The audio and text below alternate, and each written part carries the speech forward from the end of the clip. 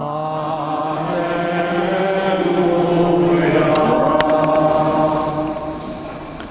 Lord be with you.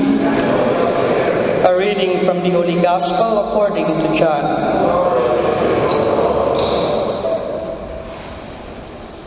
In the evening, the first day of the week, the doors were closed in the room where the disciples were, for fear of the Jews.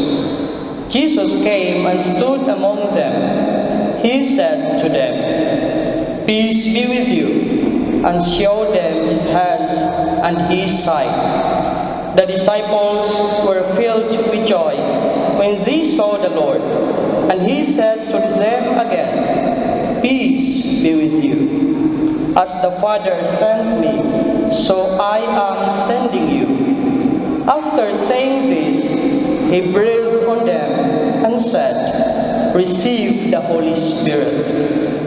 For those whose sins you forgive, they are forgiven. For those whose sins you retain, they are retained."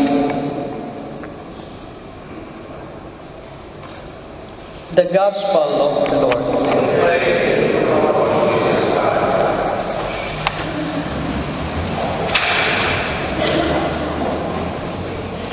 As you have just heard,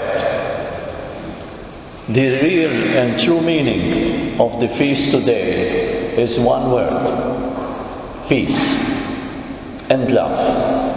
These two words that are the Spirit, the Holy Spirit, they are ingrained in God, in the Holy Trinity that we all believe in, and especially in the power of the Holy Spirit. Let us imagine a little bit and consider the change of life and character and attitude of the disciples of Christ. What the Spirit of God did to them after they received the Holy Spirit.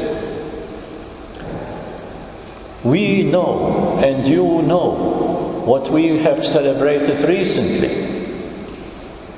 Every Sunday, we have been preparing for this feast. We reflected upon the passion of Christ. We reflected upon the betrayal of Peter, of Judas. We remember the reaction of the disciples when they saw their master, in whom they had so much faith and love, how he finished humiliated, so to say, and killed, sacrificed on the cross. How they fled and closed themselves in a room, afraid that the same thing was going to happen to them. This was the result of what happened to Jesus before the resurrection, when he was crucified on the cross. And that was the answer of his disciples. All of them had almost pledged that they would never leave him, that they will continue to support him and to follow him. And yet, in the moment of truth, they abandoned him, they fled. They betrayed him. Now, after they have received the Holy Spirit, just a few weeks after, they are a complete different person. Completely different. Their attitude, their way of living, how they faced the world, how they got out and went out, spoke to those same people that had crucified Christ. You did this to him, but we love you, we forgive you, and we bring you peace. That's what the disciples went out to speak through the Spirit that they had just received from the Holy Spirit. Their whole life, their whole attitude changed completely. This is the power of the Spirit, of the Holy Spirit, that also has been working these miracles through the whole church, over 2,000 years of church.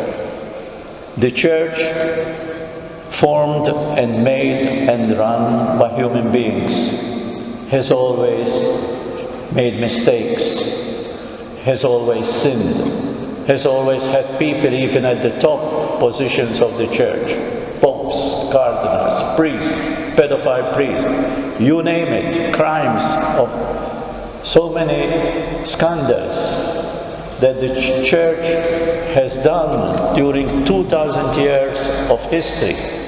And yet, she is still powerful, she is still living, she is still full of the spirit of peace and love. Pope Francis himself, he is the latest visible fruit of the Spirit.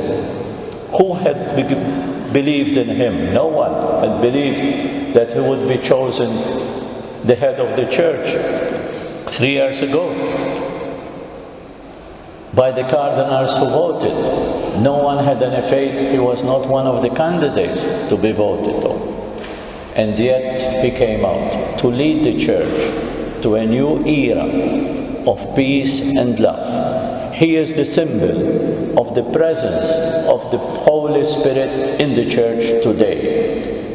And what the Holy Spirit has done in the church in these 2,000 years, including Pope Francis, he is also doing it, and he can also do it in us. If we have enough faith in the power of the Holy Spirit, he can change our lives, he can give us new powers, and we can face any problem that we have in our personal life. This is the power of the Holy Spirit. We need to be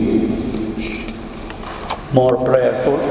We need to pray more to the Holy Spirit. We need to allow him space in our lives so that he can change our attitude, he can change also our characters if needed be, to follow him and to follow God as true disciples of Christ.